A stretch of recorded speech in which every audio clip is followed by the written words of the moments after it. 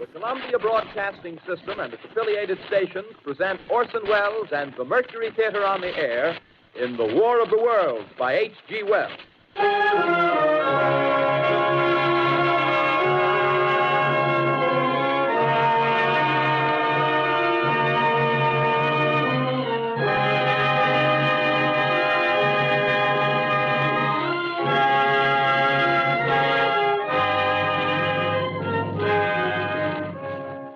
Ladies and gentlemen, the director of the Mercury Theater and star of these broadcasts, Orson Welles. We know now that in the early years of the 20th century, this world was being watched closely by intelligences greater than man's, and yet as mortal as his own. We know now that as human beings busied themselves about their various concerns, they were scrutinized and studied, perhaps almost as narrowly as a man with a microscope might scrutinize the transient creatures that swarm and multiply in a drop of water. With infinite complacence, people went to and fro over the earth about their little affairs, serene in the assurance of their dominion over this small, spinning fragment of solar driftwood, which by chance or design, man has inherited out of the dark mystery of time and space. Yet across an immense ethereal gulf, minds that are to our minds as ours are to the beasts in the jungle, intellects vast, cool, and unsympathetic, regarded this earth with envious eyes and slowly and surely drew their plans against us. In the 39th year of the 20th century came the Great Disillusionment. Near the end of October, business was better. The war scare was over. More men were back at work. Sales were picking up. On this particular evening, October 30th, the Crosley service estimated that 32 million people were listening in on radios.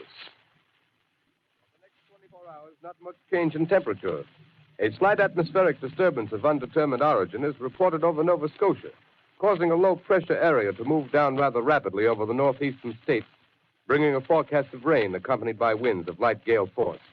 Maximum temperature 66, minimum 48. This weather report comes to you from the Government Weather Bureau. We take you now to the Meridian Room in the Hotel Park Plaza in downtown New York, where you will be entertained by the music of Raymond Raquello and his orchestra.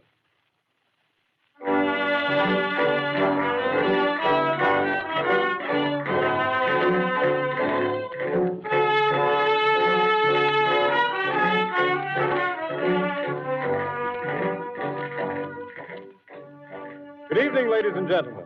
From the Meridian Room in the Park Plaza Hotel in New York City, we bring you the music of Raymond Raquello and his orchestra. With a touch of the Spanish, Raymond Raquello leads off with La Campesita.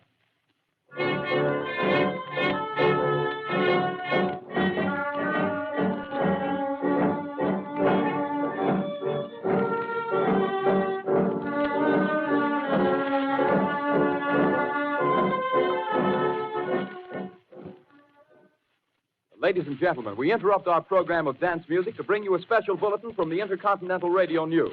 At 20 minutes before 8 Central Time, Professor Farrell of the Mount Jennings Observatory, Chicago, Illinois, reports observing several explosions of incandescent gas occurring at regular intervals on the planet Mars. The spectroscope indicates the gas to be hydrogen and moving toward the Earth with enormous velocity. Professor Pearson of the observatory at Princeton confirms Farrell's observation and describes the phenomenon as, quote, like a jet of blue flame shot from a gun, unquote. We now return you to the music of Raymond Raquello, playing for you in the Meridian Room of the Park Plaza Hotel, situated in downtown New York.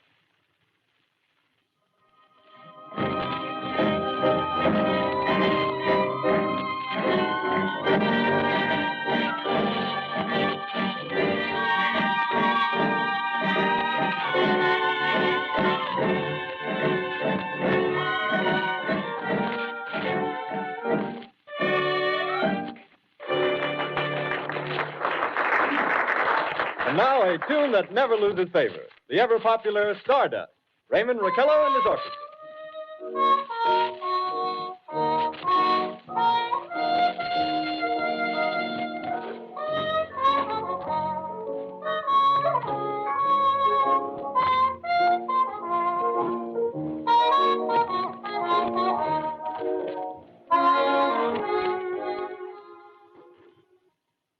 Ladies and gentlemen, following on the news given in our bulletin a moment ago, the Government Meteorological Bureau has requested the large observatories of the country to keep an astronomical watch on any further disturbances occurring on the planet Mars. Due to the unusual nature of this occurrence, we have arranged an interview with the noted astronomer, Professor Pearson, who will give us his views on this event. In a few moments, we will take you to the Princeton Observatory at Princeton, New Jersey. We return you until then to the music of Raymond Raquello and his orchestra.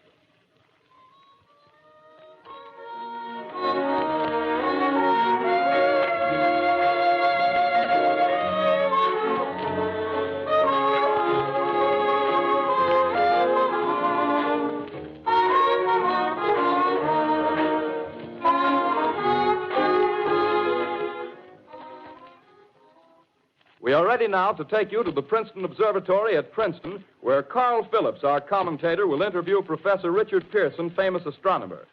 We take you now to Princeton, New Jersey. Good evening, ladies and gentlemen. This is Carl Phillips speaking to you from the observatory at Princeton. I'm standing in a large semicircular room, pitch black except for an oblong split in the ceiling. Through this opening, I can see a sprinkling of stars that cast a kind of frosty glow over the intricate mechanism of the huge telescope. The ticking sound you hear is the vibration of the clockwork. Professor Pearson stands directly above me on a small platform, peering through the giant lens. I'll ask you to be patient, ladies and gentlemen, during any delay that may arise during our interview. Besides the ceaseless watch of the heavens, Professor Pearson may be interrupted by telephone or other communications. During this period, he is in constant touch with the astronomical centers of the world. Professor, may I begin our questions? At any time, Mr. Phillips.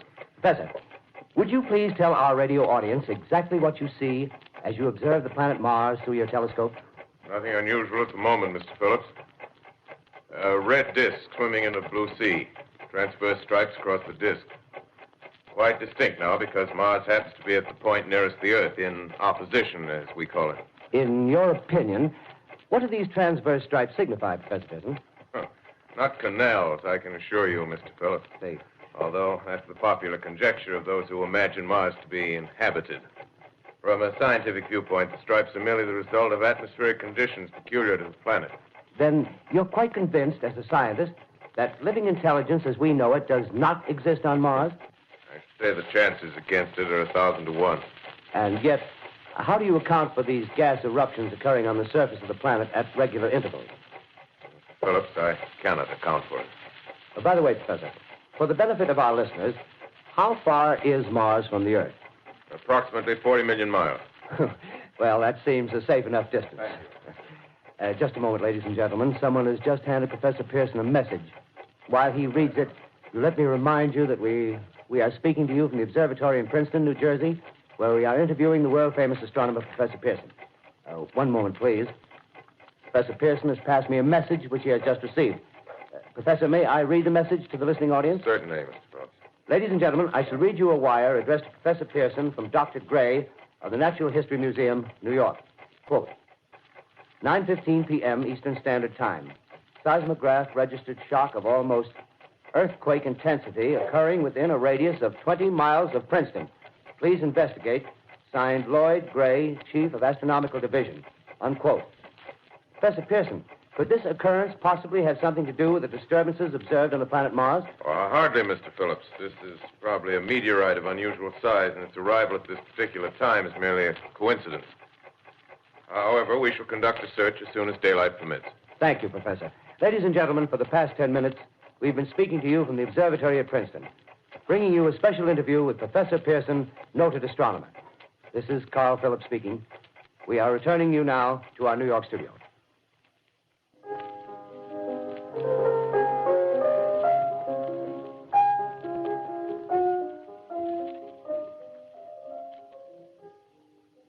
Ladies and gentlemen, here is the latest bulletin from the Intercontinental Radio News. Toronto, Canada. Professor Morse of Macmillan University reports observing a total of 3 explosions on the planet Mars between the hours of 7:45 p.m. and 9:20 p.m. Eastern Standard Time. This confirms earlier reports received from American observatories. Now, nearer home, comes a special bulletin from Trenton, New Jersey. It is reported that at 8:50 p.m., a huge flaming object, believed to be a meteorite, fell on a farm in the neighborhood of Grover's Mill, New Jersey, 22 miles from Trenton. The flash in the sky was visible within a radius of several hundred miles, and the noise of the impact was heard as far north as Elizabeth. We have dispatched a special mobile unit to the scene, and we'll have our commentator, Carl Phillips, give you a word picture of the scene as soon as he can reach there from Princeton.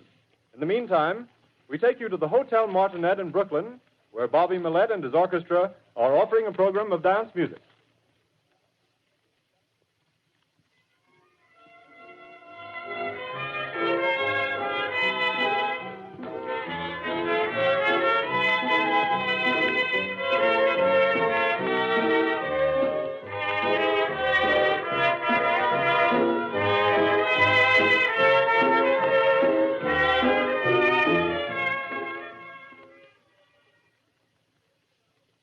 We take you now to Grover's Mill, New Jersey.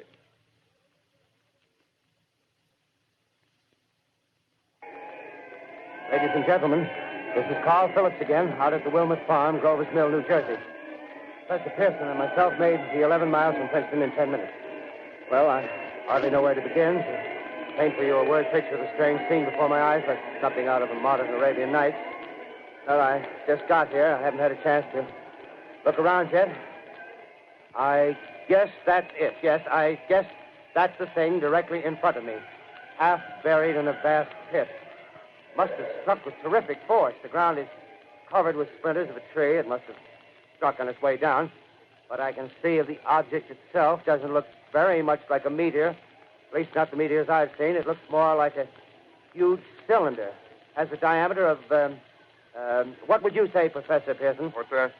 What would you say, what's the diameter of this? About 30 yards. About 30 yards. The metal on the sheath is, well, I've never seen anything like it. The color is sort of yellowish white. Its curious spectators now are pressing close to the object in spite of the efforts of the police to keep them back.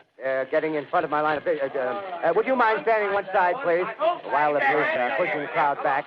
Here's Mr. Wilmot, owner of the farm here. He may have some interesting facts to add. Mr. Wilmot, would you please tell the radio audience as much as you remember of this rather unusual visitor that dropped in your backyard? A step closer, please. Ladies and gentlemen, this is Mr. Wilmot.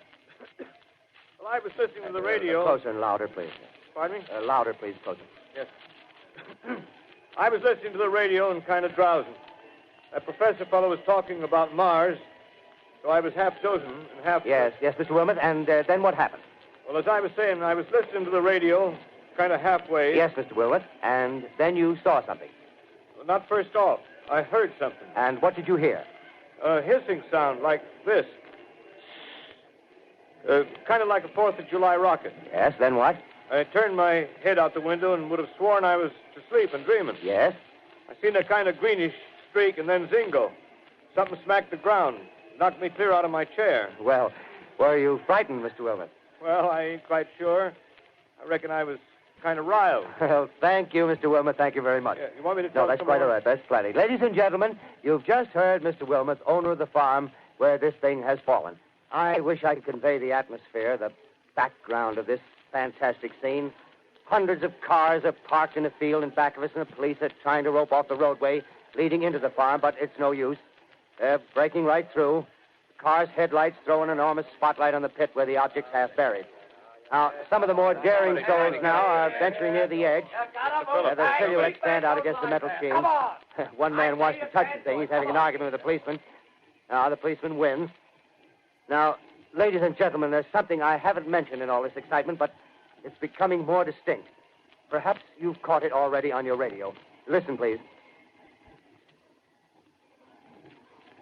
Do you hear it? It's a curious humming sound that seems to come from inside the object. I'll move the microphone nearer. Here. Now, we're not more than 25 feet away. Can you hear it now? Professor Pearson. Yes, Mr. Brooks. Can you tell us the meaning of that scraping noise inside the thing? Possibly the unequal cooling of its surface. I say, do you still think it's a meteor, Professor? I don't know what to think. The metal casing is definitely extraterrestrial. Not found on this Earth. Friction with the Earth's atmosphere usually tears holes in a meteorite. This thing is smooth, and you can see its cylindrical Just a minute. shape. Something's happening. Ladies and gentlemen, this is terrific. This end of the thing is beginning to flake off. The top is beginning to rotate like a screw, and the thing must be hollow. He's moving. Keep back there. Keep back there. Keep those men back. Keep back there. Keep those idiots back. Take off. The top's loose. Look out there. Stand back. Ladies and gentlemen, this is the most terrifying thing I've ever witnessed. Wait a minute. Someone calling someone or something. I can see turning out of that black hole two luminous discs. The eyes, it might be a face, might be almost Good heavens, something wriggling out of the shadow like a gray snake. Now it's another one and another one and another one. They look like tentacles to me. Oh, yeah, I can see the thing's body. Now it's large as a bear. It glistens like wet leather, but that face, ladies and gentlemen, it's indescribable. I can hardly force myself to keep looking at it. It's so awful. The eyes are black and they gleam like a serpent. The mouth is kind of V-shaped with saliva dripping from its rimless lips. It seemed to quiver and pulsate, and the monster or whatever it is can hardly move. It seems weighed down by possibly gravity or something. The thing's rising up now, and the crowd falls back. They've seen plenty. The most extraordinary experience, ladies and gentlemen. I can't find words. Well, I'll pull this microphone with me as I talk. I'll have to stop the description until I can take a new position. Hold on, will you, please? I'll be right back in a minute.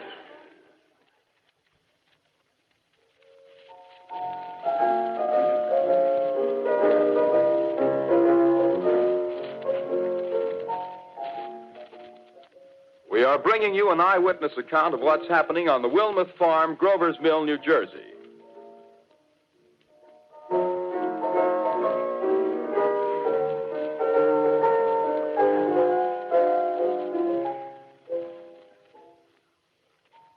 We now return you to Carl Phillips at Grover's Mill.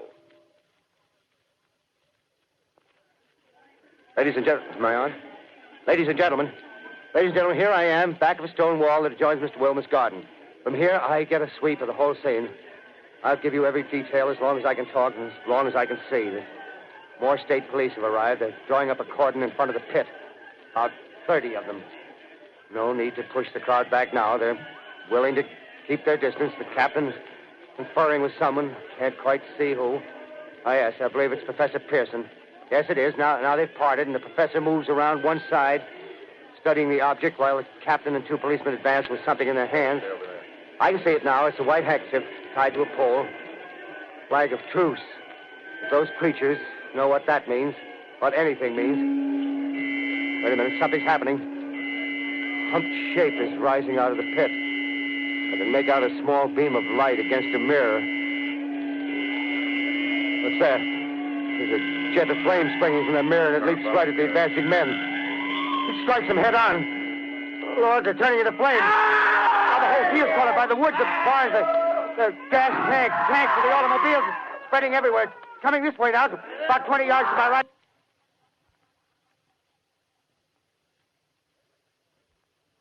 Ladies and gentlemen, due to circumstances beyond our control, we are unable to continue the broadcast from Grover's Mill. Evidently, there's some difficulty with our field transmission. However, we will return to that point at the earliest opportunity. In the meantime, we have a late bulletin from San Diego, California. Professor Indelkoffer, speaking at a dinner of the California Astronomical Society, expressed the opinion that the explosions on Mars are undoubtedly nothing more than severe volcanic disturbances on the surface of the planet. We continue now with our piano interlude.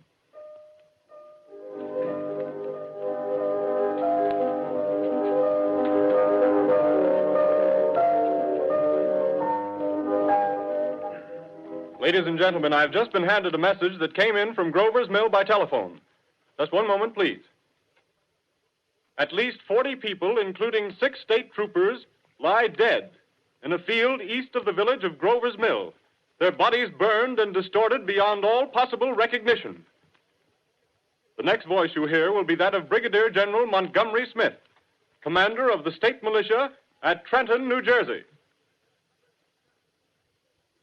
I have been requested by the governor of New Jersey to place the counties of Mercer and Middlesex as far west as Princeton and east to Jamesburg under martial law. No one will be permitted to enter this area except by special pass issued by state or military authorities. 4 companies of state militia are proceeding from Trenton to Grover's Mill and will aid in the evacuation of homes within the range of military operations. Thank you. You have just been listening to General Montgomery Smith, commanding the state militia at Trenton.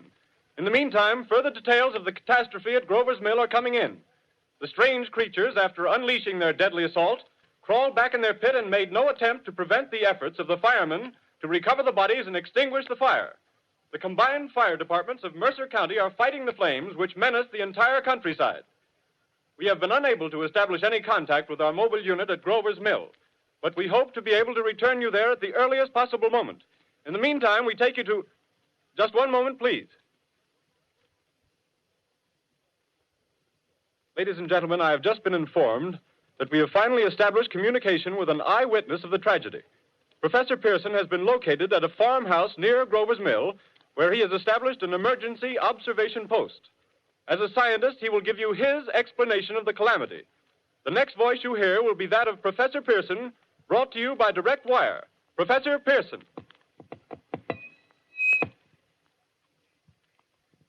Of the creatures in the rocket cylinder at Grover's Mill, I can give you no authoritative information, either as to their nature, their origin, or their purposes here on Earth.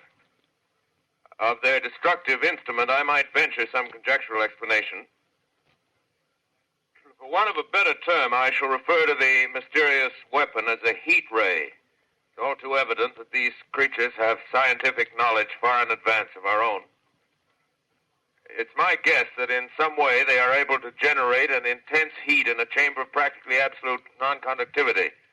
This intense heat they project in a parallel beam against any object they choose by means of a polished parabolic mirror of unknown composition, much as the mirror of a lighthouse projects a beam of light. That is my conjecture of the origin of the heat ray. Thank you, Professor Pearson. Ladies and gentlemen, here is a bulletin from Trenton. It is a brief statement informing us that the charred body of Carl Phillips has been identified in a Trenton hospital.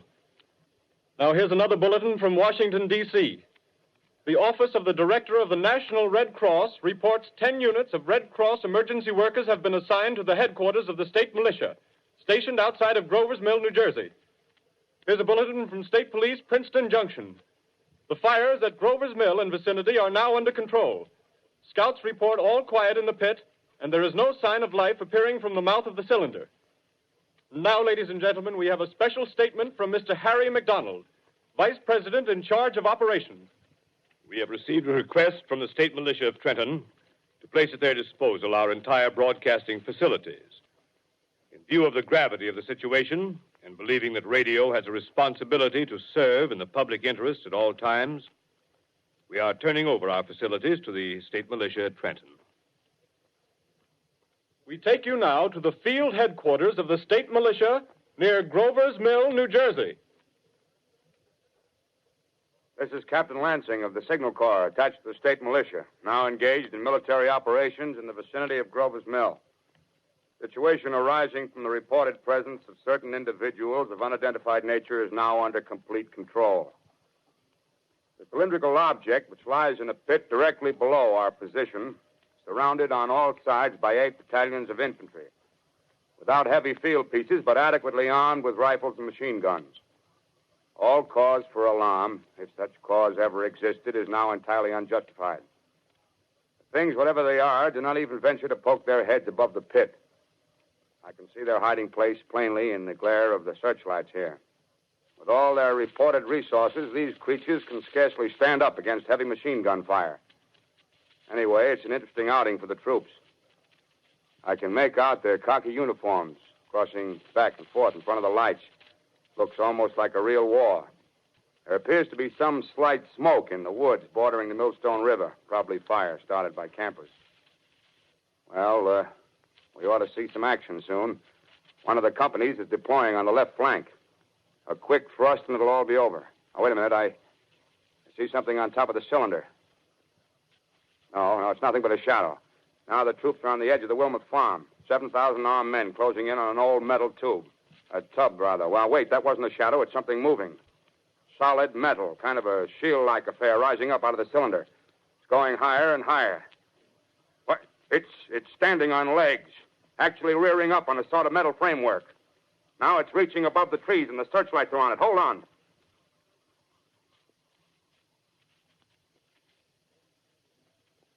Ladies and gentlemen, I have a grave announcement to make. Incredible as it may seem, both the observations of science and the evidence of our eyes lead to the inescapable assumption that those strange beings who landed in the Jersey farmlands tonight are the vanguard of an invading army from the planet Mars. The battle which took place tonight at Grover Mills has ended in one of the most startling defeats ever suffered by an army in modern times. 7,000 men armed with rifles and machine guns pitted against a single fighting machine of the invaders from Mars. 120 known survivors. The rest strewn over the battle area from Grover's Mill to Plainsboro, crushed and trampled to death under the metal feet of the monster, or burned to cinders by its heat ray. The monster is now in control of the middle section of New Jersey and has effectively cut the state through its center. Communication lines are down from Pennsylvania to the Atlantic Ocean. Railroad tracks are torn and service from New York to Philadelphia discontinued, except routing some of the trains through Allerton and Phoenixville. Highways to the north, south, and west are clogged with frantic human traffic. Police and Army reserves are unable to control the mad flight. By morning, the fugitives will have swelled Philadelphia, Camden, and Trenton, it is estimated, to twice their normal population. Martial law prevails throughout New Jersey and eastern Pennsylvania. At this time, we take you to Washington for a special broadcast on the national emergency. The Secretary of the Interior. Citizens of the nation, I shall not try to conceal the gravity of the situation that confronts the country, nor the concern of your government in protecting the lives and property of its people. However, I wish to impress upon you, private citizens and public officials, all of you, the urgent need of calm and resourceful action. Fortunately, this formidable enemy is still confined to a comparatively small area, and we may place our faith in the military forces to keep them there.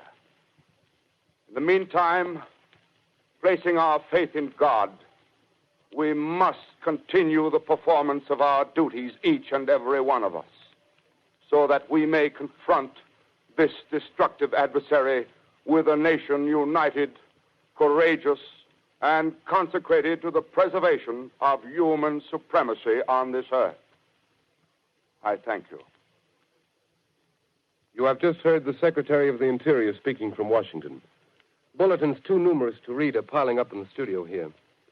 We're informed that the central portion of New Jersey is blacked out from radio communication due to the effect of the heat ray upon power lines and electrical equipment. Here's a special bulletin in New York. Cables have been received from English, French, and German scientific bodies offering assistance. Astronomers report continued gas outbursts at regular intervals on the planet Mars. The majority voiced the opinion that the enemy will be reinforced by additional rocket machines. There have been several attempts made to locate Professor Pearson of Princeton, who has observed Martians at close range. It is feared he was lost in the recent battle. Langham Field, Virginia. Scouting planes report 3 Martian machines visible above treetops, moving north toward Somerville with population fleeing ahead of them. The heat ray is not in use, although advancing at express train speed, invaders pick their way carefully. They seem to be making a conscious effort to avoid destruction of cities and countryside. However, they stop to uproot power lines, bridges, and railroad tracks. Their apparent objective is to crush resistance, paralyze communication, and disorganize human society. Here is a bulletin from Basking Ridge, New Jersey. Coon hunters have stumbled on a second cylinder similar to the first, embedded in the great swamp 20 miles south of Morristown. Army field pieces are proceeding from Newark to blow up the second invading unit before the cylinder can be opened and the fighting machine rigged. They are taking up a position in the foothills of Watchung Mountains. Another bulletin from Langham Field, Virginia. Scouting planes report enemy machines, now 3 in number, increasing speed northward, kicking over houses and trees in their evident haste to form a conjunction with their allies south of Morristown. Machines also sighted by telephone operator east of Middlesex, within 10 miles of Plainfield. Here's a bulletin from Winston Field, Long Island. A fleet of Army bombers carrying heavy explosive flying north in pursuit of enemy. Scouting planes act as guides. They keep the speeding enemy in sight. Just a moment, please, ladies and gentlemen. We've run special wires to the artillery line in adjacent villages to give you direct reports in the zone of the advancing enemy. First, we take you to the battery of the 22nd Field Artillery, located in the Watchung Mountains. Range 32 meters. 32 meters. Projection 39 degrees. 39 degrees. Fire. 140 yards to the right, sir. Shift range 31 meters. 31 meters. Projection 37 degrees. 37 degrees. Fire.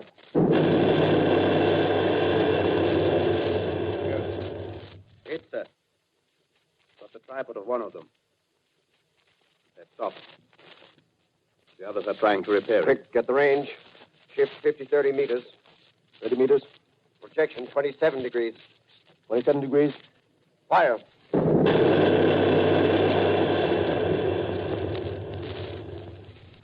Can't see the shell land, sir. Letting off a smoke. What is it? Black smoke, sir. Moving this way.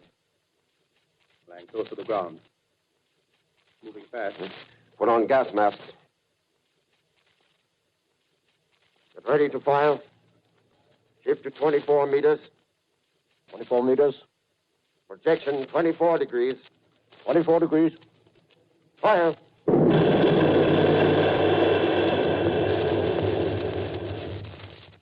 Still can't see, sir.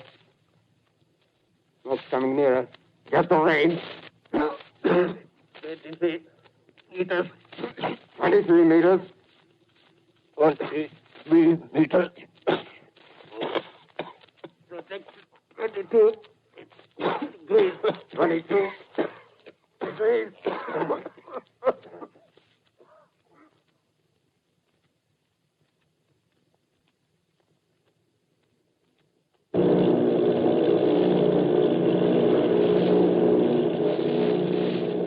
Army bombing plane V-843 off Bayonne, New Jersey. Lieutenant Bolt, commanding 8 bombers, reporting to Commander Fairfax, Langham Field. This is Bolt reporting to Commander Fairfax, Langham Field. Enemy tripod machines now in sight. Reinforced by 3 machines from the Morristown cylinder. 6 altogether. 1 machine partially crippled. Believed hit by shell from Army gun in Watchung Mountains. Guns now appear silent. A heavy black fog hanging close to the earth of extreme density, nature unknown. No sign of heat ray. Enemy now turns east, crossing Passaic River into the Jersey marshes. Another straddles the Pulaski Skyway. Evident objective is New York City. They're pushing down a high-tension power station. Machines are close together now, and we're ready to attack. Planes circling, ready to strike.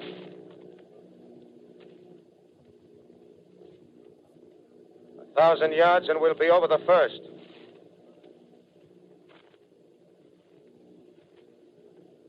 $800 yards.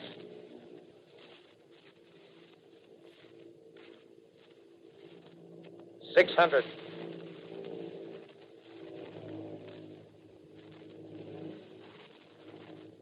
$400.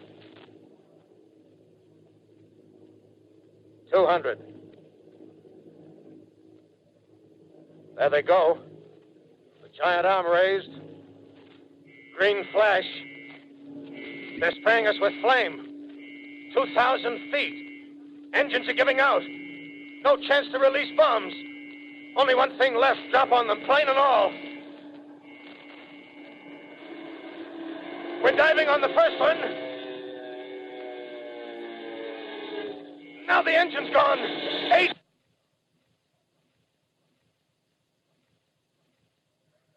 This is Bayonne, New Jersey, calling Langham Field. This is Bayonne, New Jersey, calling Langham Field. Come in, please. This is Langham Field. Go ahead. 8 Army bombers in engagement with enemy tripod machines over Jersey Flats. Engines incapacitated by heat ray. All crashed. 1 enemy machine destroyed. Enemy now discharging heavy black smoke in direction of... This is Newark, New Jersey. This is Newark, New Jersey. Warning. Poisonous black smoke pouring in from Jersey marshes. Reaches South Street. Gas masks useless. Urge population to move into open spaces. Automobiles use routes 7, 23, 24. Avoid congested areas. Smoke now spreading over Raymond Boulevard.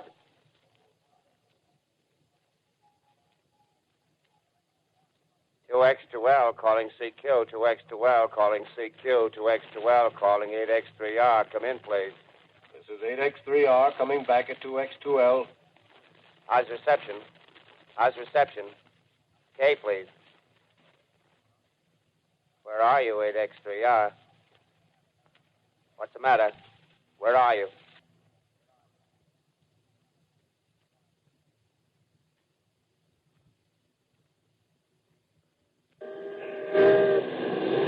I'm speaking from the roof of Broadcasting Building. I'm speaking from the roof of Broadcasting Building, New York City. The bells you hear are ringing to warn the people to evacuate the city as the Martians approach.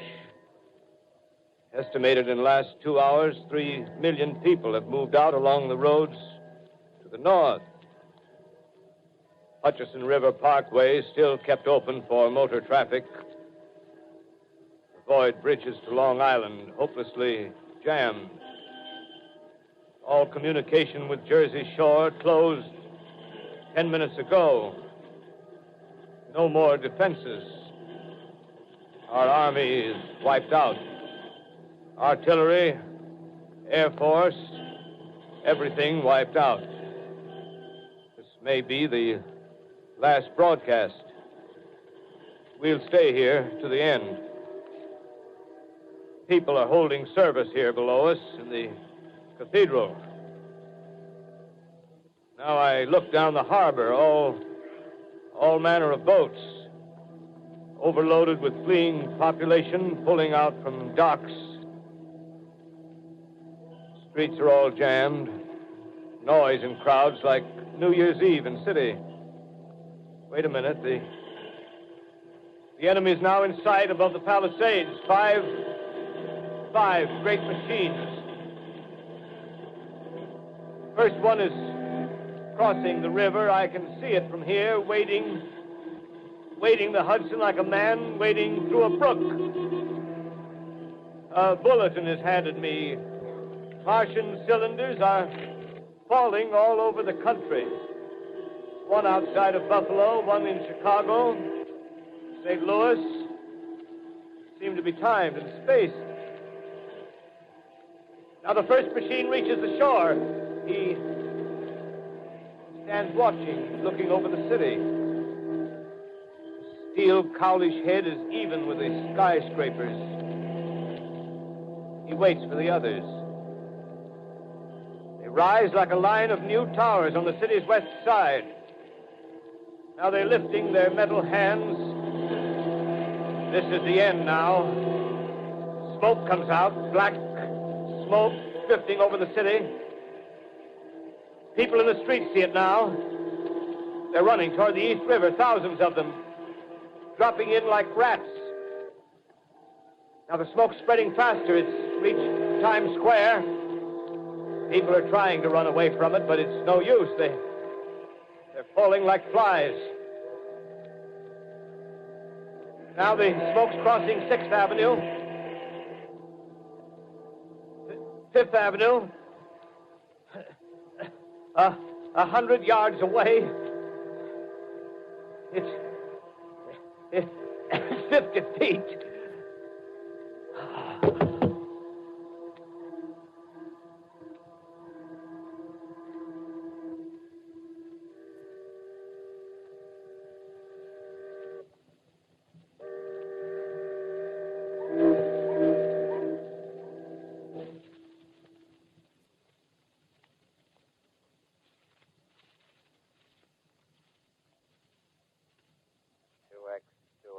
Calling CQ.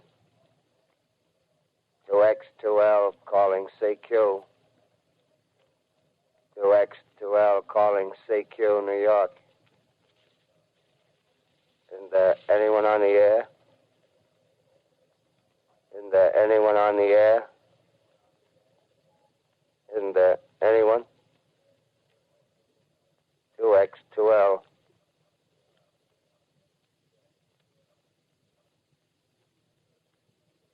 You are listening to a CBS presentation of Orson Welles and the Mercury Theater on the Air in an original dramatization of The War of the Worlds by H.G. Wells. The performance will continue after a brief intermission. This is the Columbia Broadcasting System. The War of the Worlds by H.G. Wells, starring Orson Welles and the Mercury Theater on the Air.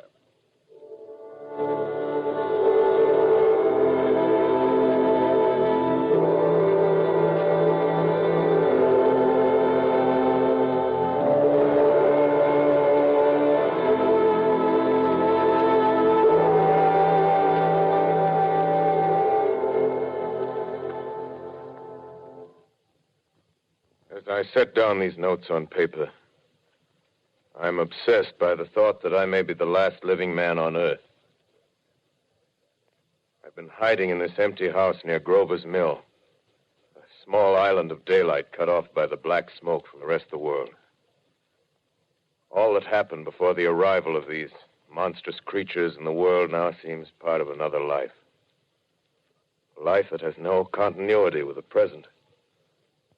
Furtive existence of the lonely derelict who pencils these words on the back of some astronomical notes bearing the signature of Richard Pearson.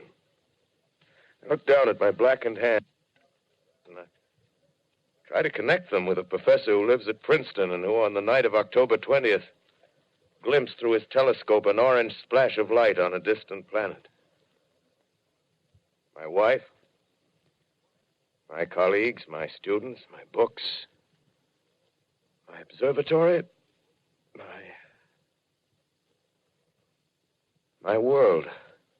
Where are they? Did they ever exist? Am I Richard Pearson? What day is it? Do days exist without calendars? Does time pass when there are no human hands left to wind the clocks? Writing down my daily life, I tell myself I shall preserve human history between the dark covers of this little book that was meant to record the movements of the stars. But to write, I must live, and to live, I must eat. Find moldy bread in the kitchen and an orange not too spoiled to swallow. Keep watch at the window. Time to time, I catch sight of a Martian above the black smoke. The smoke still holds the house in its black coil, but at length there's a hissing sound, and suddenly I see a Martian mounted on his machine, spraying the air with a jet of steam as if to dissipate the smoke. I watch in a corner as his huge metal legs nearly brush against the house. Exhausted by terror, I fall asleep. Morning. Sun streams in the window. The black cloud of gas is lifted, and the scorched meadows to the north look as though a black snowstorm had passed over them. I venture from the house. I make my way to a road, no traffic. Here and there, a wrecked car, baggage overturned, a blackened skeleton. Push on north. For some reason, I feel safer trailing these monsters than running away from them. And I keep a careful watch. I've seen the Martians feed. Should one of their machines appear over the top of trees, I'm ready to fling myself flat on the earth. Come to a chestnut tree. October. Chestnuts are ripe. Fill my pockets. I must keep alive. 2 days I wander in a vague northerly direction through a desolate world. Finally, I notice a living creature. A small red squirrel in a beech tree. I stare at him and wonder. He stares back at me. I believe at that moment the animal and I shared the same emotion. The joy of finding another living being.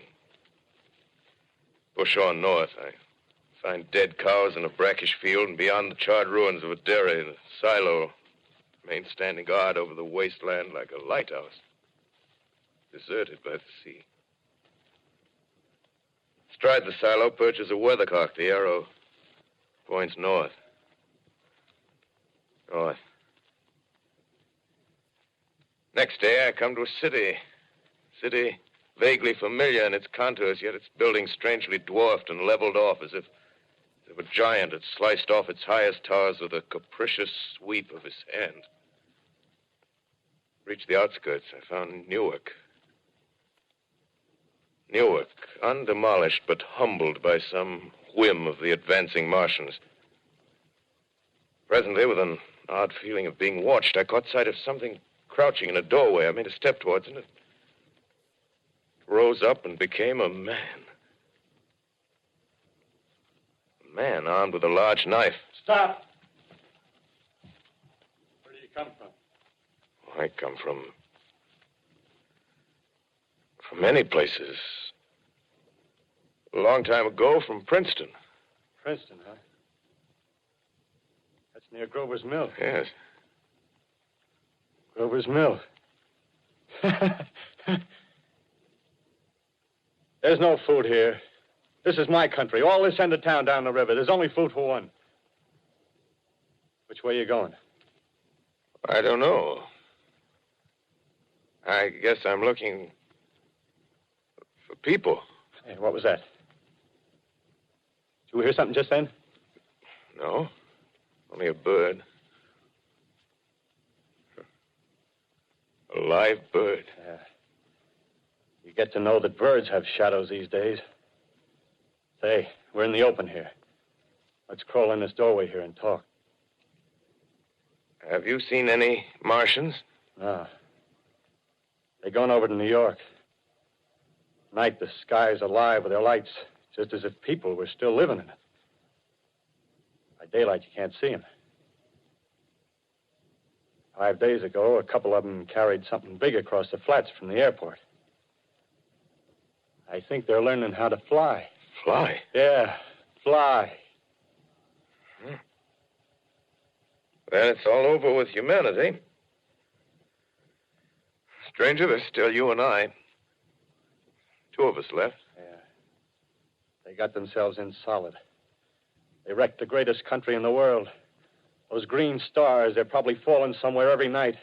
They've only lost one machine. There isn't anything to do. We're done. We're licked. Where were you? You're in a uniform. Yeah, what's left of it. I was in the militia. National Guard. That's good. There wasn't any war.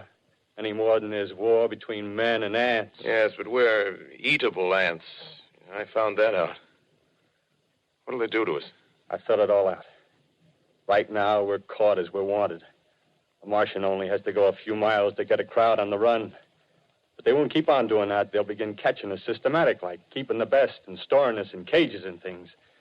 They haven't begun on us yet. Not begun? Not begun.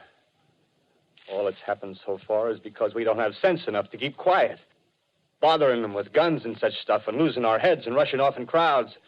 Now, instead of our rushing around blind, we got to fix ourselves up according to the way things are now. Cities, nations, civilization, progress. Yes, but if that's so, what is there to live for? Well, there won't be any more concerts for 1,000,000 years or so, and no nice little dinners at restaurants. If it's amusement you're after, I guess the game's up. What is there left? Life, that's what. I want to live. Yeah, and so do you. We're not going to be exterminated. And I don't mean to be caught either. Tamed and fattened and bred like an ox. What are you going to do? I'm going on. Right under their feet. I got a plan. We men as men, we're finished. We don't know enough. We got to learn plenty before we get a chance. We've got to live and keep free while we learn, see? I've thought it all out, see? Well, tell me the rest. Well, it isn't all of us that are made for wild beasts. That's what it got to. That's what it got to be. That's why I watched you. Watched you. All those little office workers that used to live in these houses. They be no good. They haven't any stuff in them. They used to run. Run off to work. I've seen hundreds of them running to catch their commuter's train in the morning, afraid they'd get canned if they didn't. Running back at night, afraid they wouldn't be in time for dinner. Lives insured and a little invested in case of accidents. Yeah, and on Sundays, worried about the hereafter. Well, the Martians, they'll be a godsend for those guys. Nice roomy cages, good food, careful breeding, no worries. Yeah, after a week or so of chasing around the fields on empty stomachs, they'll come and be glad to be caught. You've thought it all out, haven't you? Sure, you bet I have. That isn't all. These Martians are going to make pets of some of them. Train them to do tricks. Who knows, get sentimental over the pet boy who grew up and had to be killed. Yeah, and some maybe they'll train to hunt us. Oh, no, it's impossible. Human Yes, they will. There's men who do it gladly. If one of them ever comes after me, by... In the meantime, you and I and others like us, where are we to live when the Martians own the Earth? I got it all figured out. We'll live underground. I've been thinking about the sewers. Under New York, there are miles and miles of them. The main ones, they're big enough for anybody. Then there's cellars, vaults, underground storerooms, railway tunnels, subways. You begin to see, huh? We'll get a bunch of strong men together. No weaklings. That rubbish, out. As you meant me to go. All right. Give you a chance, didn't I? Won't quarrel about that. Go on. Well, we got to make safe places for us to stay in, see? Get all the books we can. Science books. That's where men like you come in, see? We raid the museums. We'll even spy on the Martians. May not be so much we have to learn before... Listen. Just imagine this. 4 or 5 of their own fighting machines suddenly start off. Heat rays right and left. Not a Martian in them. Not a Martian in them, see? But men.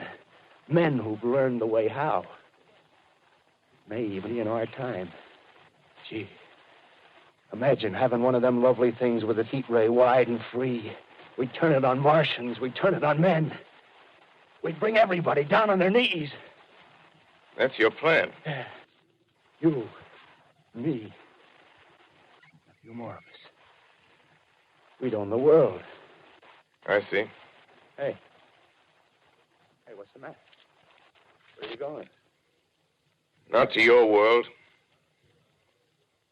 Bye, stranger. Well, after parting with the artilleryman, I came at last to the Holland Tunnel, entered that silent tube, anxious to know the fate of the great city on the other side of the Hudson. Cautiously, I came out of the tunnel and made my way up Canal Street. Reached 14th Street, and there again were black powder and several bodies and an evil, ominous smell from the gratings of the cellars of some of the houses. I wandered up through the 30s and 40s, stood alone on Times Square, caught sight of a lean dog running down 7th Avenue with a piece of dark brown meat in his jaws and a pack of starving mongrels at his heels. Made a wide circle around me as though he feared I might prove a fresh competitor. Walked up Broadway in the direction of that strange powder, past silent shop windows, displaying their mute wares to empty sidewalks. Past the Capitol Theater, silent, dark. Past a shooting gallery where a row of empty guns faced an arrested line of wooden ducks. Near Columbus Circle, I noticed models of 1939 motor cars in the showrooms facing empty streets. Over the top of the General Motors building, I watched a flock of black birds circling in the sky. Hurried on. Suddenly, I caught sight of the hood of a Martian machine, standing somewhere in Central Park, gleaming in the late afternoon sun. An insane idea. I rushed recklessly across Columbus Circle and into the park. I climbed a small hill above the pond at 60th Street, and from there I could see, standing in a silent row along the mall, 19 of those great metal titans, their cowls empty, their steel arms hanging listlessly by their sides. I looked in vain for the monsters that inhabit those machines. Suddenly, my eyes were attracted to the immense flock of black birds that hovered directly below me. They circled to the ground. And there before my eyes, stark and silent, lay the Martians with the hungry birds pecking and tearing brown shreds of flesh from their dead bodies.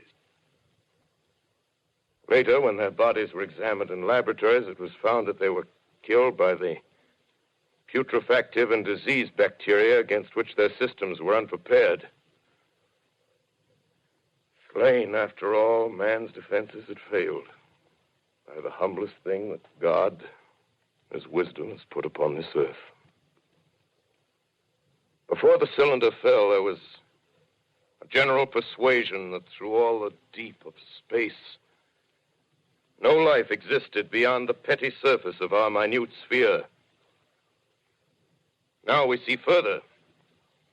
Dim and wonderful is the vision I've conjured up in my mind of life spreading slowly from this little seedbed of the solar system throughout the inanimate vastnesses of sidereal space. But it's a remote dream.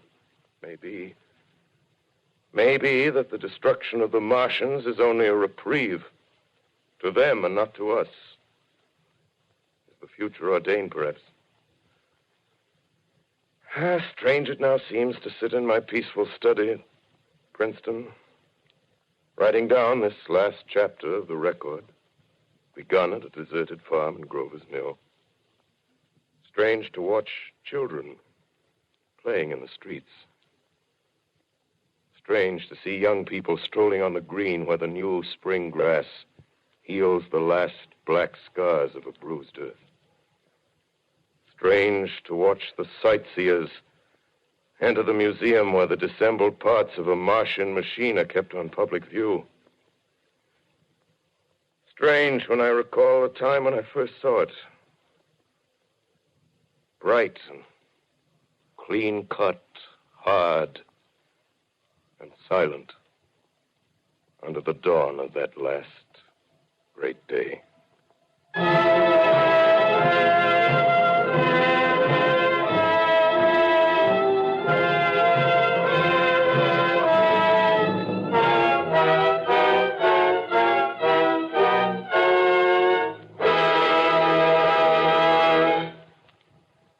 This is Orson Welles, ladies and gentlemen, out of character to assure you that the War of the Worlds has no further significance than as the holiday offering it was intended to be.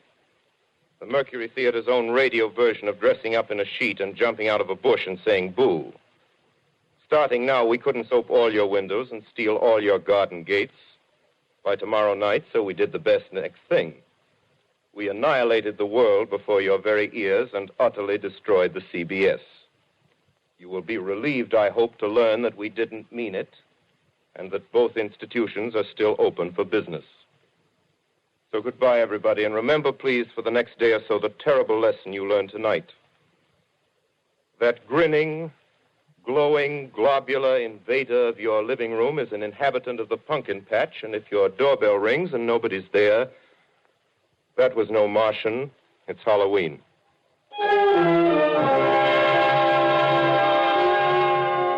Tonight, the Columbia Broadcasting System and its affiliated stations coast to coast has brought you The War of the Worlds by H.G. Wells, the 17th in its weekly series of dramatic broadcasts featuring Orson Welles and the Mercury Theater on the air. Next week, we present a dramatization of 3 famous short stories. This is the Columbia Broadcasting System.